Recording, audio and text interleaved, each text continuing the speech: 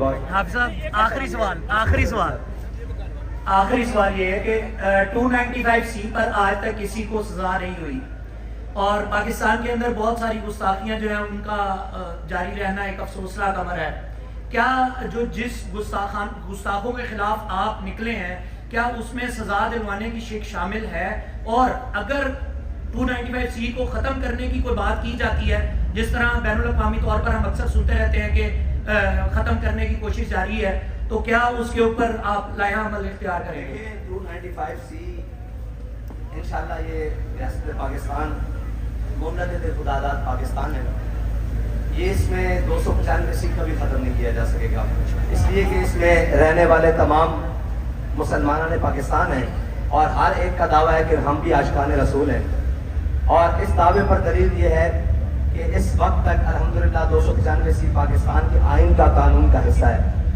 रही बात के गुस्ताखान रसूल को अमली सजा, इसके लिए हम जो मुतालबात करने जा रहे हैं वो है CBD, काउंटर ब्लास्फेमी डिपार्टमेंट। जिस तरह के मुल्क में जब दहशतगर्दी की लहर दौड़ी तो CTD बनाया गया, इसी तरह का ये एक इदारा बनाया जाए जिसका काम ही सिर्फ ये हो कि मुल्क के अंदर इंतशार फैलाने के लिए यहूद और नसारा की जो यहाँ साजिशें हैं और आलमी जनाब इस्तेमाल ये चाहता है कि मुसलमान आपस में इन मामलात में उलझे रहें।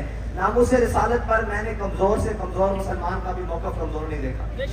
वो अमली तौर पर कमजोर हो सकता है लेकिन इश्क़ रसूल में, नामूस रिसालत में उसका मौक़िफ़ कमजोर नहीं है, ठीक है। और इसीलिए 295C महफूज है। हाँ, उसका अमली लिफाज के लिए इंशाअल्लाह हम ये मुतालबा करने जा रहे हैं और हमारा मुतालबा भी है कि इसका ट्रायल स्पीडी ट्रायल होना चाहिए। जिस तरह के एक रेप केस में, ज़ैनब केस में एक उसको मॉडल बनाया गया और उसको स्पीडी करके पूरे कौम के सामने मुजरिम को सजा दी गई, इसी तरह जो पूरी उम्मत के गद्दार हैं, पूरी मिल्लत के गद्दार हैं और लाखों दिलों को, करोड़ों अरबों दिलों को जख्मी और छली करने वाले हैं, उनको भी सजा फिर फौर दी जाए ताकि कौम का कलेजा ठंडा हो सके। बहुत शुक्रिया।